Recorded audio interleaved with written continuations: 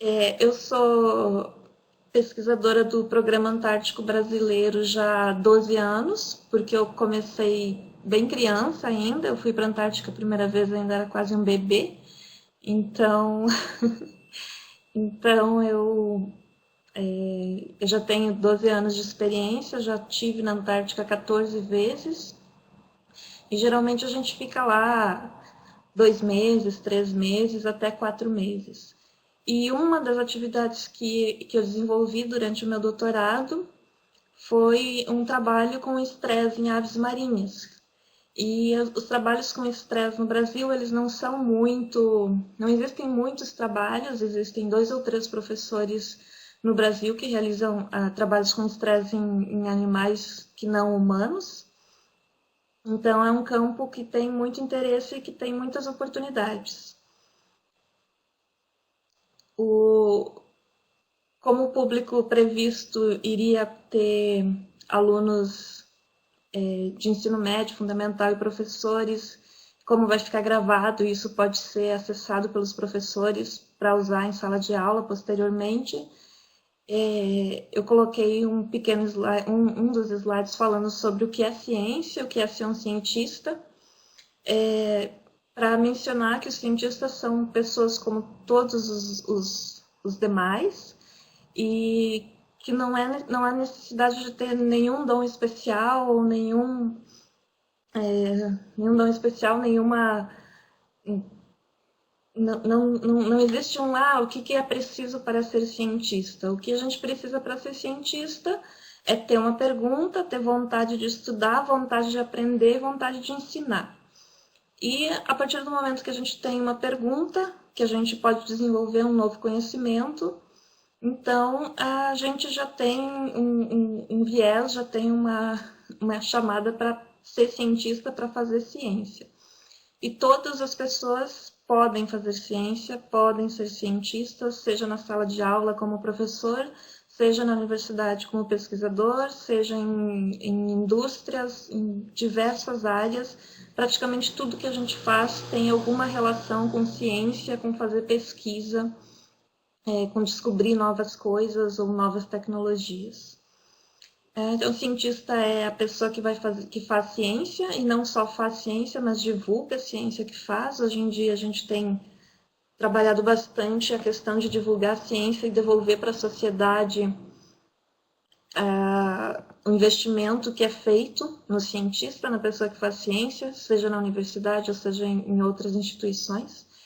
E todas as pessoas que têm vontade podem fazer ciência, elaborando novas perguntas, novas hipóteses e tentando descobrir as respostas para essas perguntas. Então, a oportunidade de fazer ciência é aberta a todos que têm interesse. Os cientistas são pessoas normais, que se divertem, que dançam, que cantam, que choram. São pessoas que têm, ou deveriam ter, uma vida também paralela à ciência. Nem sempre a gente consegue. Algumas pessoas são viciadas no que fazem, então não conseguem parar e ficam no final de semana trabalhando também, mas tem família, tem um marido que aguenta até o meu té. Só a ciência que a vida tem nós temos os outros afazeres, atenção à família, atenção com nós, né, tomar cuidado com a saúde, para que a gente continue fazendo ciência e continue ensinando e aprendendo.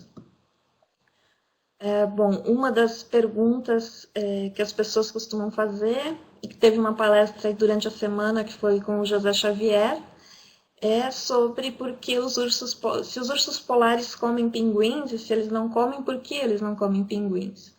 E como essa imagem ilustra, um deles está dizendo para o outro, bom, um de nós dois está no lugar errado, porque o Ártico e a Antártica têm algumas diferenças.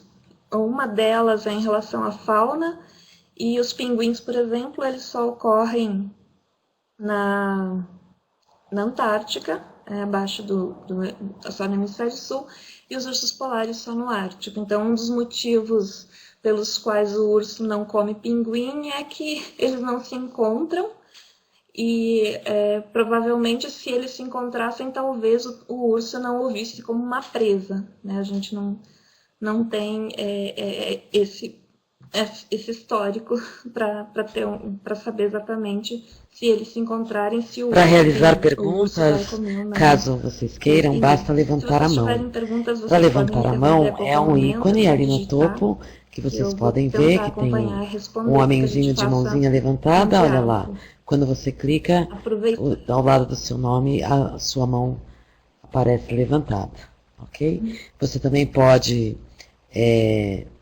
rir e deixar outros recadinhos aí para o palestrante.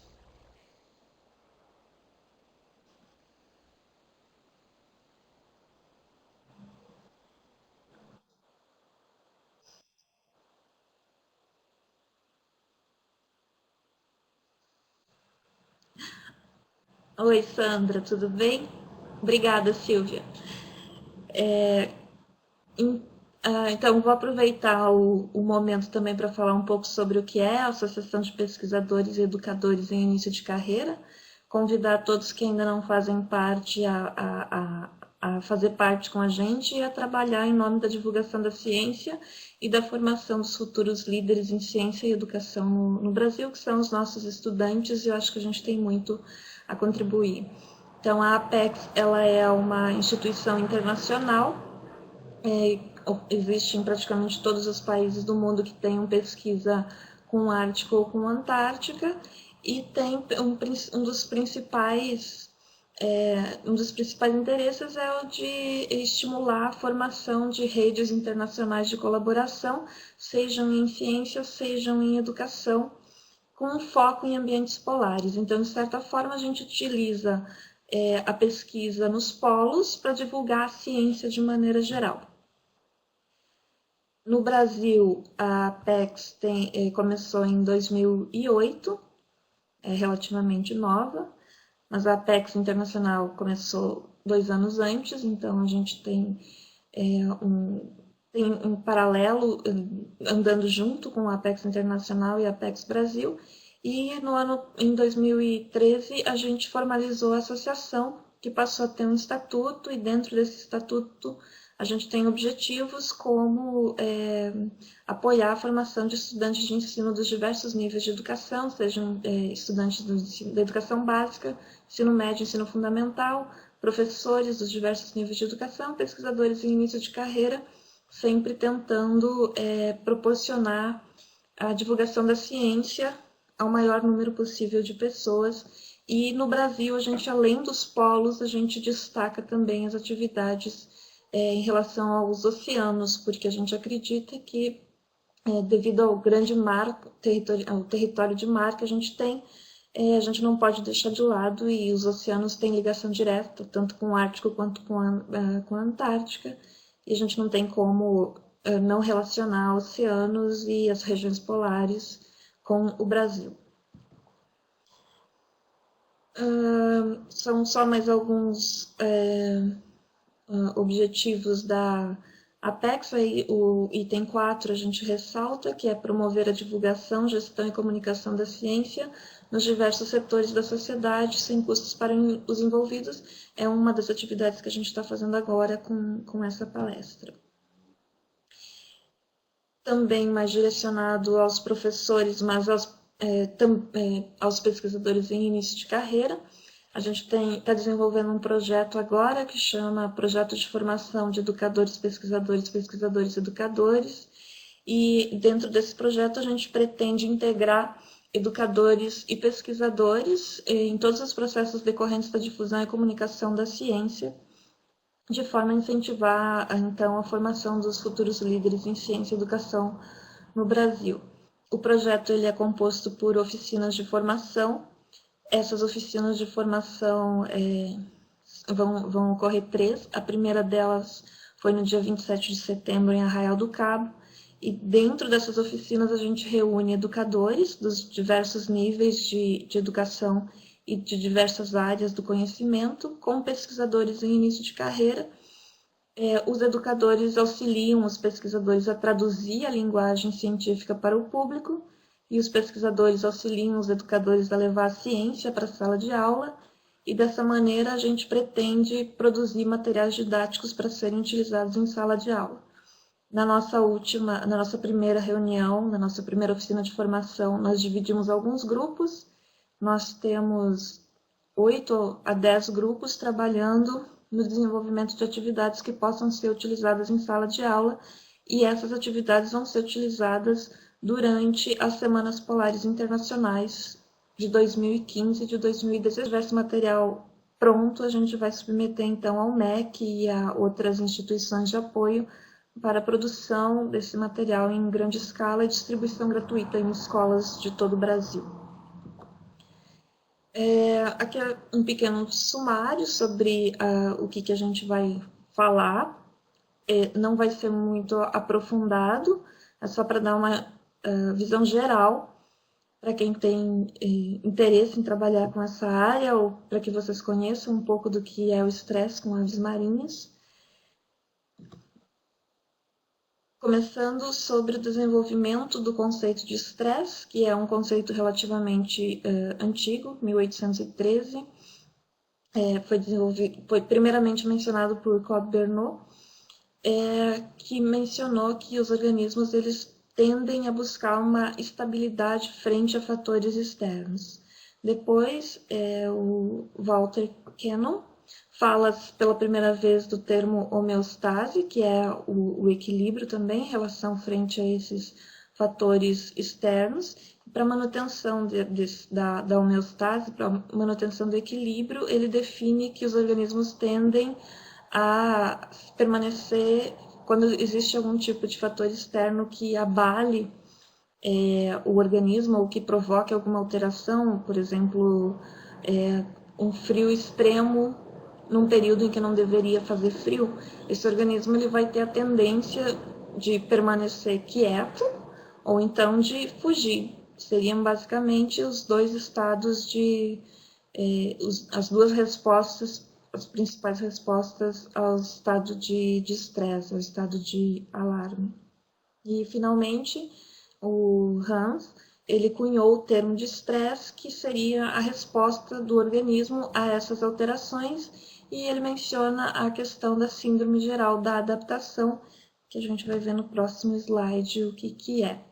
Então, mediante um estresse, por exemplo, a presença de um predador, o organismo vai desenvolver uma certa sequência de estados relacionados à resposta a esse estresse, que pode ser um predador, ou pode ser uma chuva torrencial, ou pode ser frio extremo, e qualquer atividade que abale a estrutura do organismo ou que provoque alguma alteração no estado considerado normal para esse organismo.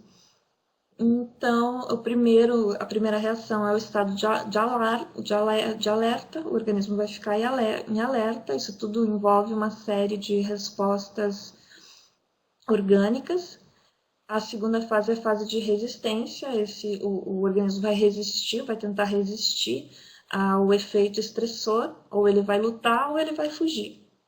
E quando o organismo não consegue se livrar, o animal, por exemplo, não consegue se livrar desse evento estressor, ele pode chegar a um limite de resistência e, nesse caso, o organismo pode até mesmo vir a óbito. Então, aqui são as 3 ações que podem acontecer em relação à síndrome geral de adaptação. A gente tem um evento estressor, o organismo está em estado normal, aí de repente ele passa, a partir desse evento estressor, como pode ser, por exemplo, um predador, ele passa para a primeira fase de alerta. Em alguns momentos ele pode, dependendo o estressor, dependendo do evento, ele pode, no caso uma tempestade, por exemplo, ele vai passar pela fase de alerta. Se não ocorrer a eliminação do estressor, ele vai passar por uma fase de resistência. Se nessa fase de resistência, em que ele resiste ao evento estressor, se ele resiste ao evento estressor e o evento da tempestade acabou, ele vai voltar ao equilíbrio do organismo. Mas pode acontecer dessa tempestade durar muito tempo, por exemplo, e o evento se estender e o organismo passar a ter uma privação de alimentos. Então, ele não vai eliminar, vai ter um novo fator estressor, ele não vai eliminar, o estresse vai continuar atuando sobre o organismo, ele pode chegar a uma fase de exaustão. Mesmo nessa fase de exaustão, ele pode eliminar o evento estressor e voltar à homeostase. Se ele não eliminar esse evento estressor, vai ter um limite do organismo e ele pode, então, vir a não resistir e a morrer. Alguns dos exemplos só em relação aos seres humanos, alguns sintomas do estresse que são bem conhecidos da maioria de nós, acho que todos são estudantes ou professores e não há mais no mundo de hoje como se livrar desses sintomas do estresse. Não que não existissem anteriormente, mas hoje em dia, devido à grande quantidade de informações e às pressões do dia a dia, a gente acaba sentindo e visualizando muito mais, como, por exemplo, dores de cabeça, que as pessoas têm com muito mais frequência, às vezes não entende por que está com dor de cabeça e pode ser provocada por um evento estressor. Ansiedade, quem rói a unha não consegue se controlar, e diversas outras, irritabilidade, diversos outros fatores. Em alguns momentos pode até desencadear alergias e a pessoa não descobrir qual é a origem dessa alergia e pode estar associada a um sintoma de estresse. Então, se alguém tiver alguma pergunta, pode interromper, tá, gente? Sequência de respostas hormonais e físicas,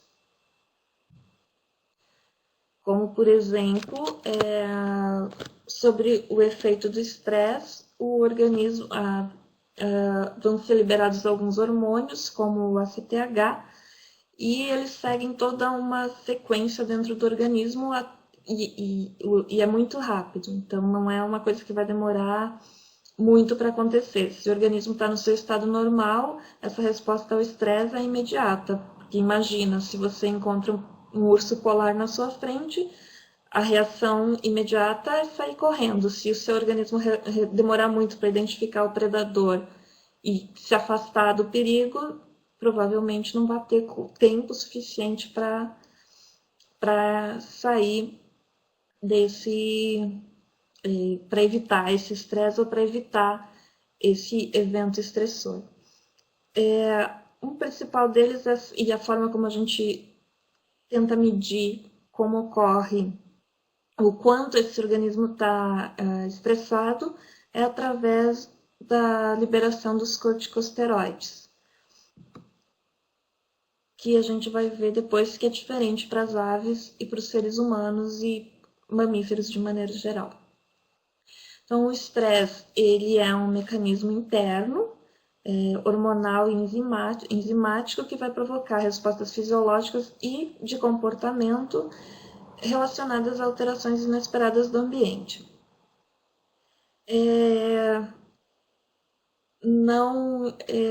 Deixa eu passar aqui.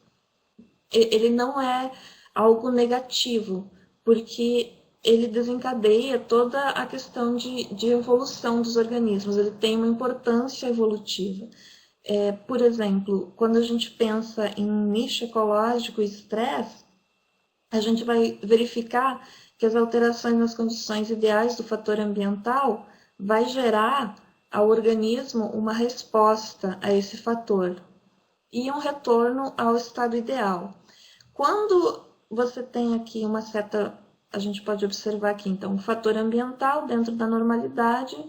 Quando a gente tem o evento estressor que alarga a seta vermelha jogando para fora, o estresse pode alargar a resposta do indivíduo e ter uma pressão de seleção e modificar essas respostas dos organismos aos eventos estressores. Então, normalmente o que acontece vai para a seta vermelha, tem a situação de estresse, passou a situação de estresse, o organismo volta para dentro do que seria normal. Em alguns momentos, quando o estresse é contínuo, por exemplo, agora algumas pessoas estão perguntando, alguns pesquisadores estão investigando sobre a questão do aumento da temperatura na Antártica, se todos os organismos vão, se algum organismo vai conseguir superar ou se todos os organismos vão ser prejudicados. O que pode acontecer? A gente vê a seta vermelha, é o organismo reagindo frente a um fator de estresse, e a seta azul, quando esse fator de estresse acaba, o organismo volta ao normal. No caso, alguns organismos podem alargar essa performance e chegar a aguentar, por exemplo, aumentou 1 grau de temperatura. Pode acontecer que alguns organismos consigam, alguns indivíduos consigam se adaptar. Claro que não é algo assim tão rápido e que eu quero me adaptar. Não, é um processo a longo prazo e podem alargar essa capacidade de suportar esse evento estressor. Então, pode acontecer de alguns organismos que tenham uma pressão muito forte em relação à temperatura, à pressão, algum outro tipo de evento estressor, eles conseguirem se adaptar. A maioria dos organismos, o efeito imediato, com certeza não é que ocorra essa adaptação e esse alargamento do nicho. Então, existem grandes perdas populacionais antes que isso aconteça, e é necessário que essa capacidade já esteja na população, por isso a importância da diversidade, para que haja essa possibilidade. Bom, em relação aos vertebrados, existem 2 sistemas que trabalham conjuntamente, que são o sistema simpático-adrenal e o hipotalâmico pituitário-adrenal, que vão produzir todos os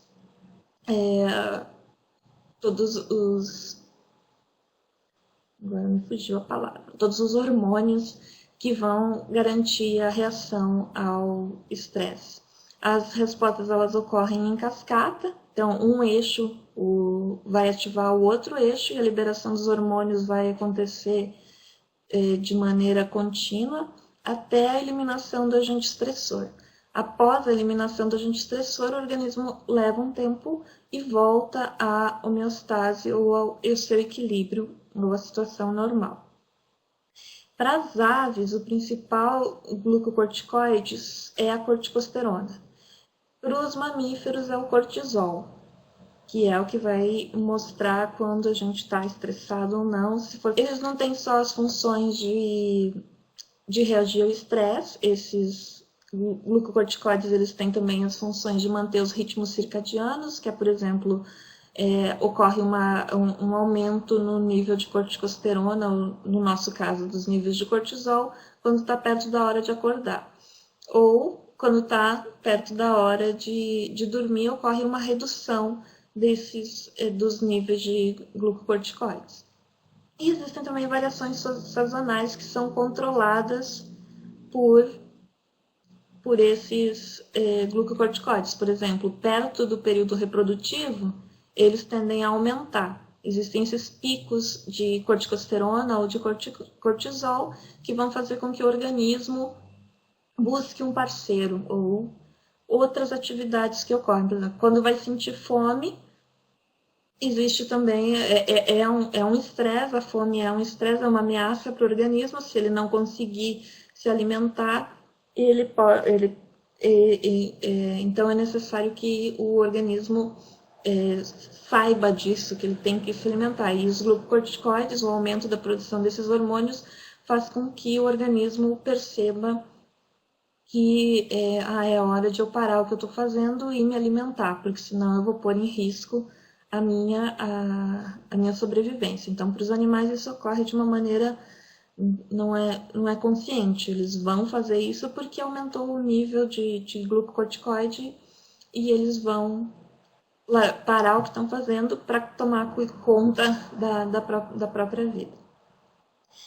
Então, os níveis normais de secreção de glucocorticoides são considerados níveis basais e eles vão variar em uma linha base sazonal. Essa base sazonal ela vai variar pelas questões fisiológicas, como a gente pode ver aqui nessa primeira seta vermelha. Tem essa variação durante o dia, o acordar, o comer, Sempre que tiver alguma atividade, alguma função biológica que o organismo precise desempenhar, ele vai...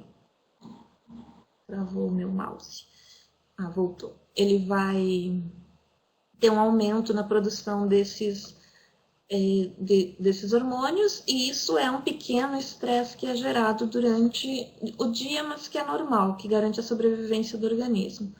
E quando ocorrem perturbações mais acentuadas, então esse organismo vai ter os níveis de glucocorticoides, no caso do ser humano cortisol e das aves corticosterona, muito mais aumentado. E isso avisa para o organismo que não é uma situação do dia a dia, que é uma situação de risco bem maior do que aquela que ele está acostumado. Por exemplo, essa perturbação seria normal se chegasse somente até a borda do limite.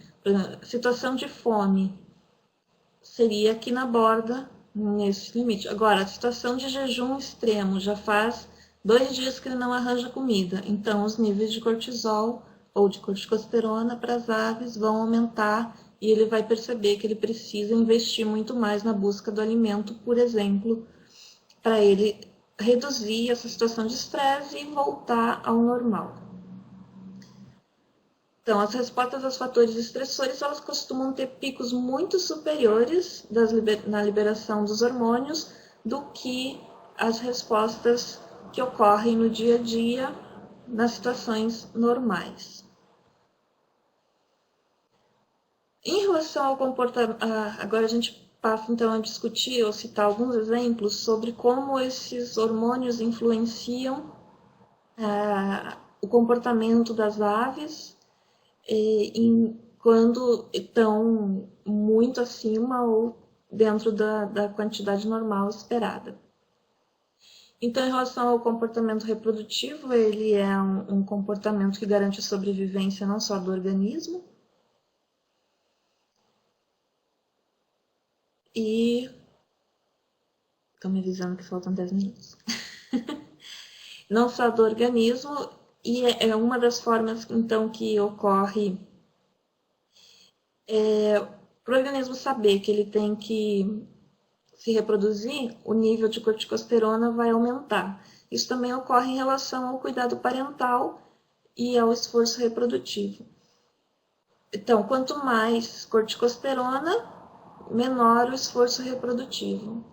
E vou passar para o próximo slide, que eu acho que tem um exemplo de estudo.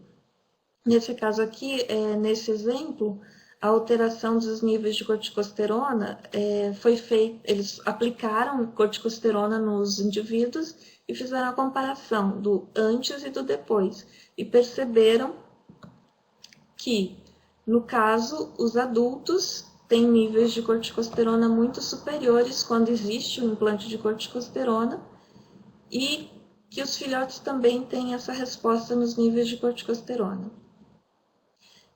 Os indivíduos, e aí eles comparam isso em relação a indivíduos em jejum, e eles perceberam que um indivíduo que fica sem se alimentar tem níveis de corticosterona superiores aos indivíduos que têm os níveis de corticosterona alterados artificialmente. Então, a forma como se faz o estudo de estresse muitas vezes envolve uma atividade experimental em que você tenta alterar artificialmente o resultado da sua análise. São os níveis basais, ou seja, os níveis normais, e os níveis alterados para essa espécie, porque isso varia de espécie para espécie, isso varia de organismo para organismo. Então, existe um número de indivíduos que você tem que estudar. Por exemplo, essa é uma outra espécie, uma espécie de ave bem maior. Também fizeram os testes em relação ao... aplicando nos indivíduos o hormônio, e os resultados indicaram haver uma diferença não significativa entre os sexos. Nesse aqui eles compararam machos e fêmeas.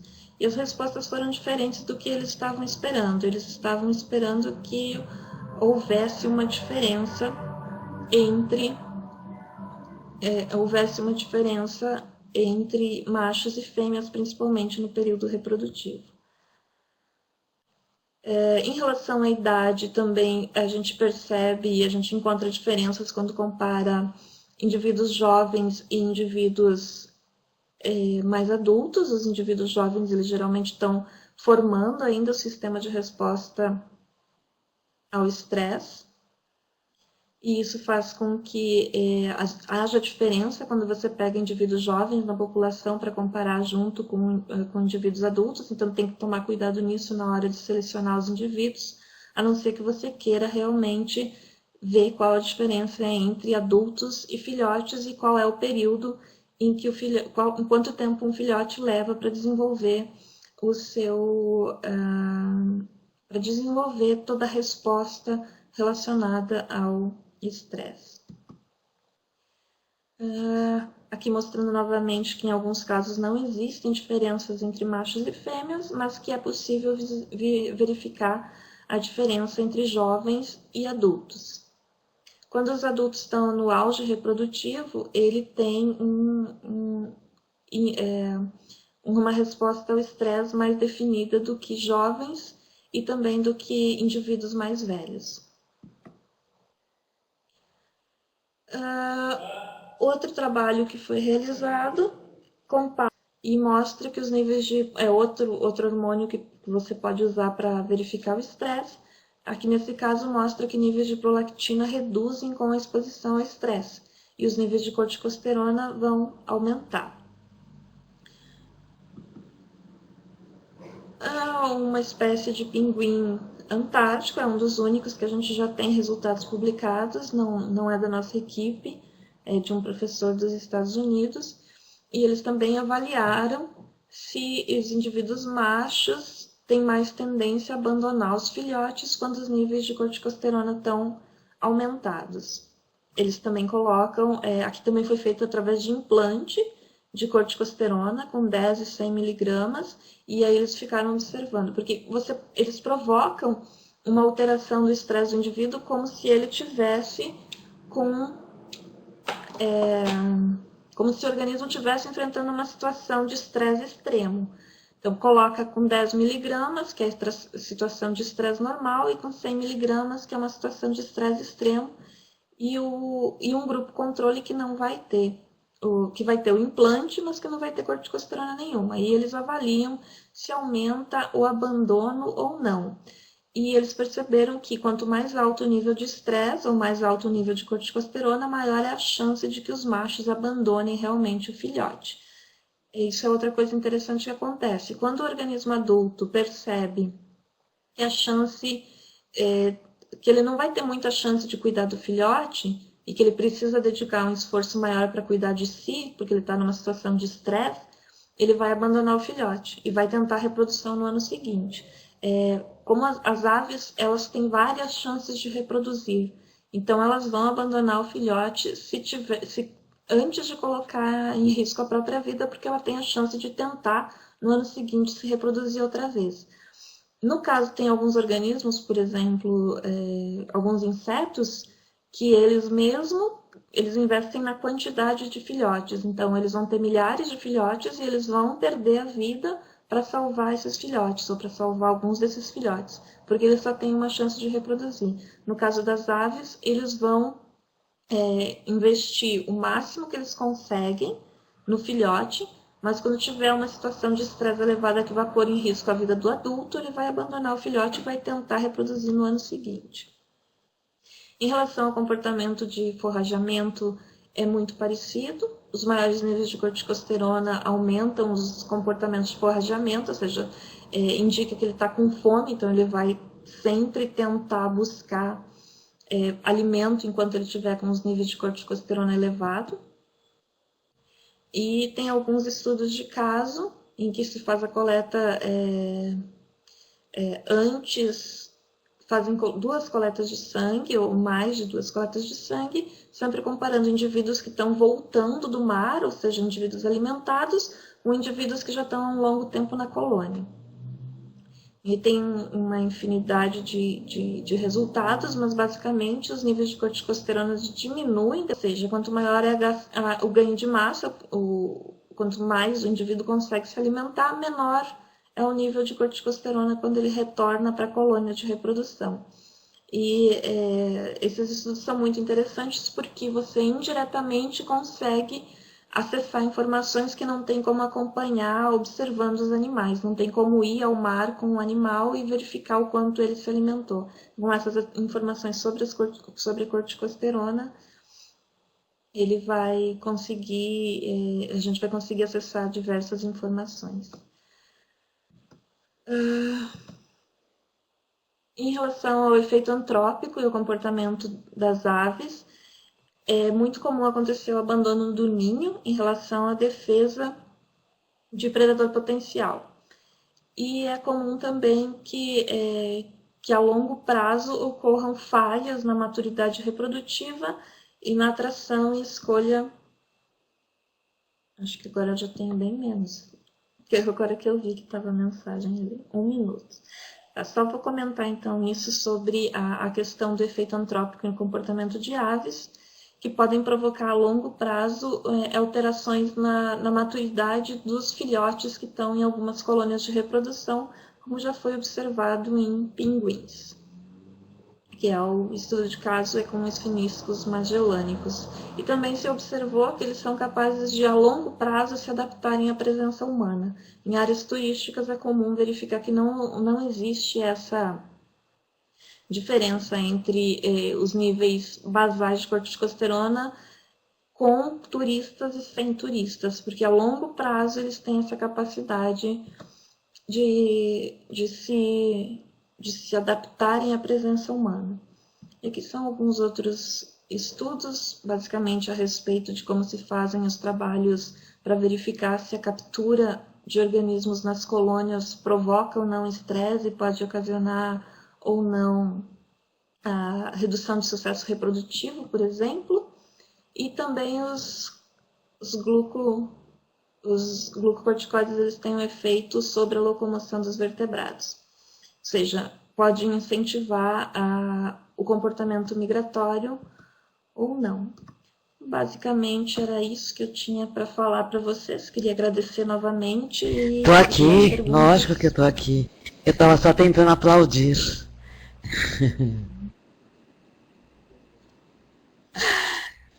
Aí, Silvia? Eu tinha levantado a mão para fazer pergunta faz tempo, você não tinha notado. Mas antes de eu fazer minha pergunta, não tinha não, mas isso não é o seu papel. Aqui nessa sala as coisas acontecem de maneira diferente. Como é a primeira vez que você usa essa sala para fazer transmissão, não dá mesmo para você olhar se tem mãozinha levantada, olhar se tem alguém te dizendo quanto tempo falta. E de fato, você cumpriu o seu prazo. Mas você cumpriu. Bom, muito obrigada, Erli. Eu queria saber se tem alguém que queira fazer alguma pergunta. Correndo, né? Mas cumpri. Moacir não vale. Você, nas outras palestras que você participou, muito obrigada, você foi a nossa plateia mais presente, acho que você teve desconto para participar de todas, né? Ele agradece todo mundo. Você podia dizer, a Sandra participou ontem nessa, não lembro, ontem acho que ela participou, né? Mas ele podia dizer que foi ótima apresentação nas outras, essa não vale. Essa ele é suspeito, quem pode dizer isso somos nós. A Sandra está ontem e hoje. Muito bem, alguém tem alguma pergunta para fazer?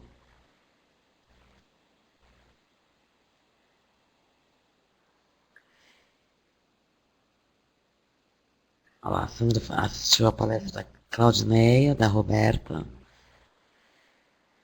Bom, então, se vocês quiserem fazer perguntas, vocês devem escrever aí a sua pergunta.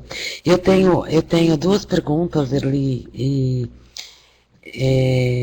A primeira é o seguinte, num dos estudos que você apresentou aí, o pesquisador, é, o pesquisador causava o estresse no pinguim para ver, né, aplicava lá o corte, como chama?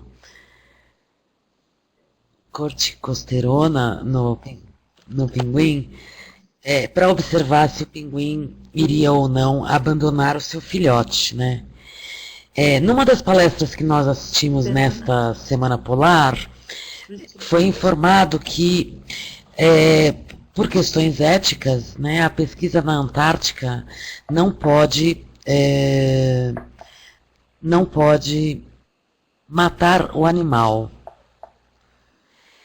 Então eu queria que você comentasse um pouco, porque o filhote abandonado, a probabilidade de que ele venha a óbito é muito grande. Dificilmente ele vai arrumar um pai adotivo ou aceitar a adoção, né? Não sei, eu acho, né? Então eu queria que você comentasse, quer dizer, quais são esses limites éticos da pesquisa? Acho que são questões importantes aí para a gente pensar sobre a Antártica, né? Sim.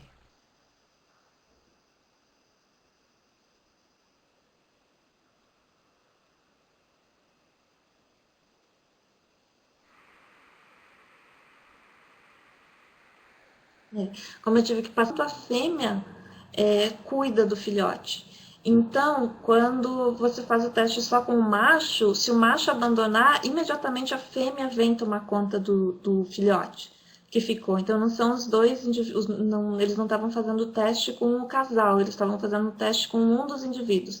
É que a gente está acostumado com o pinguim, o imperador, que é sempre o macho está cuidando, tomando conta do ovo, e a fêmea está tomando conta do filhote. Não tem como um assumir o papel do outro. No caso desses outros pinguins que a gente trabalha, o Papua, o Adélia, o Antártico, e até o de Magalhães mesmo, eles são pinguins em que tanto o macho quanto a fêmea tomam conta do filhote. Então você não põe em risco a vida do filhote se você trabalhar com um dos indivíduos só do casal. E, claro, observando se realmente os dois indivíduos estão nas proximidades, porque não tem só a questão não tem só a questão do abandono de não alimentar mais o filhote, mas tem também a questão dos predadores. Se você deixa o filhote sozinho, dependendo do tamanho que ele está, os outros predadores vão se aproximar e podem abater. Tem mesmo essas questões de limites éticos. Alguns trabalhos não são permitidos de se fazer, por exemplo, sacrificar animais, salvo se for extremamente importante, mas hoje em dia já não tem mais porque sacrificar os animais para fazer qualquer tipo de atividade. A gente tem formas de fazer para evitar que ocorra o sacrifício direto ou indireto, como seria o caso de provocar o abandono do filhote a ponto dos adultos não retornarem mais. Então, no caso dessa pesquisa, não tem esse problema, porque o outro indivíduo vai tomar conta. Então, o filhote não vai ficar... O abandono é só aquele momentâneo ali. O macho vai abandonar, a fêmea vai assumir a posição do macho, porque eles já revezam. Eles ficam o tempo todo revezando e tomando conta do filhote. E outra questão que é importante é que mesmo o adulto, quando abandona o filhote para ir se alimentar, ele tende a voltar para o filhote 30, 40 minutos depois. Em alguns casos, quando demora mais tempo, o outro adulto ele não vai sair do ninho, ele vai ficar ali. Agora, se o adulto que abandonou, o adulto que saiu, que eles chamam de abandono, mas a questão, saiu para se alimentar, abandonou o filhote e o outro assumiu. Se o que saiu para se alimentar demorar muito tempo a ponto de colocar em risco a vida do parceiro, porque esse não saiu mais para se alimentar também, que só sai para se alimentar quando o outro volta, então eles vão abandonar o filhote.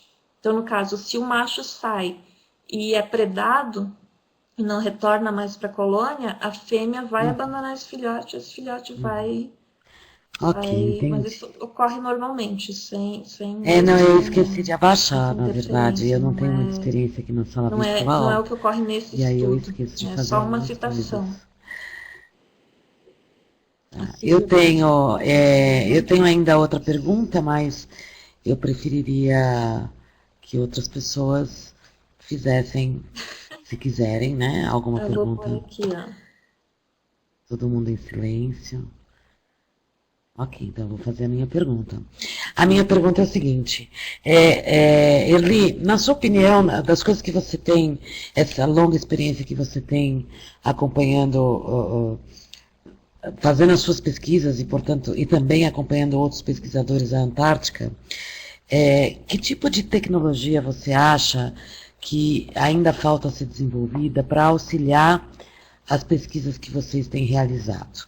Quando eu pergunto tecnologia, eu estou pensando em qualquer tipo de coisa, assim, desde uma tecnologia para registro de dados, até uma tecnologia para abordagem do objeto de pesquisa, até uma tecnologia para tratamento de dados, né? Então, assim, o que você sente, você percebe que é uma carência, né?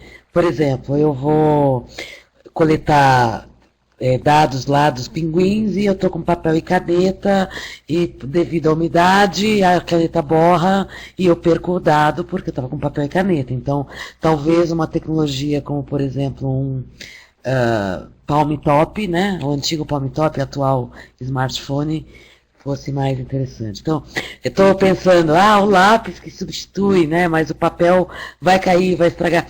Então, enfim, eu estou te fazendo uma pergunta sobre o que tecnologia você acha que nós devemos, né, nós pesquisadores de qualquer área, devemos desenvolver para melhorar as questões da pesquisa na Antártica. Uhum.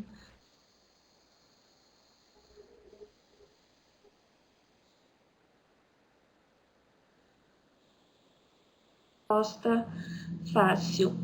A gente enfrenta problemas todas as vezes que a gente vai. E a gente sente falta de ter algum tecnólogo, alguém que seja dessa área, para tentar desenvolver essas atividades. Em um evento que eu tive na Bélgica no ano passado, eu conheci um professor que trabalha com alunos de ensino médio de escolas técnicas, tentando desenvolver esse tipo de equipamento de acordo com a necessidade dos pesquisadores. E é uma área que pode ser bastante trabalhada e que tem uma abertura muito grande. E com certeza, a gente também teve agora um artigo recentemente publicado que foi produzido por 75 dos pesquisadores considerados mais influentes em relação à pesquisa antártica. E é um artigo que saiu há menos de um mês. E entre as discussões que a gente teve foi realmente a questão da logística, porque ainda existem milhares de perguntas a serem respondidas. Mas o que a gente precisa para responder essas perguntas? Então, não é só a questão do lápis e do papel, porque a gente vai continuar usando isso indefinidamente, mas a gente tem o papel que é específico para usar no ambiente antártico, mas pode ser aprimorado. A questão do uso de um iPad ou de um. A gente já tentou, e aí a bateria tem que durar muito mais, porque no frio tem que desenvolver. No frio a bateria acaba muito rápido, então aqui dá para usar 4 horas, lá a gente usava meia hora e ficava sem o equipamento, que seria muito mais prático. No Brasil a gente tem uma dificuldade grande em conseguir para as aves, por exemplo, esses microchips que a gente coloca nelas para registrar as migrações. No Brasil a gente não tem, a gente tem que comprar fora e sai muito caro. Então a gente já entrou até em contato com alguns grupos de pesquisa que trabalham com escolas técnicas, ensino médio, e para tentar desenvolver isso conjuntamente, tentar estudar a tecnologia que já existe para adaptar e para fazer melhor. Essa dos sensores de aves, quando a gente tem outra, né?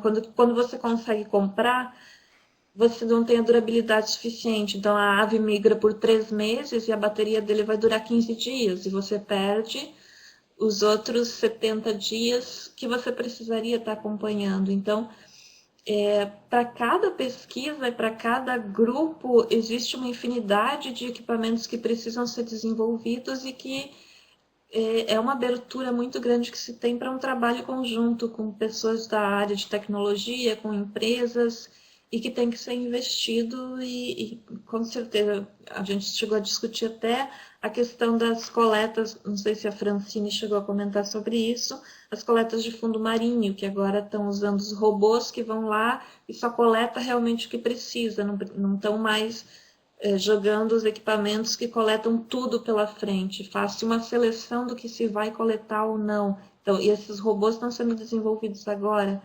Então, tem uma infinidade de equipamentos para se desenvolver e a pesquisa cresce junto com a tecnologia, né? Tanto uma beneficia a outra. Então, muita coisa que a gente usa hoje em dia, no nosso dia a dia, os próprios computadores, eles foram desenvolvidos inicialmente para uma aplicação mais técnica, mais fechada, ele tinha uma aplicação mais definida, e depois passa essa tecnologia para a humanidade e para o desenvolvimento de maneira geral.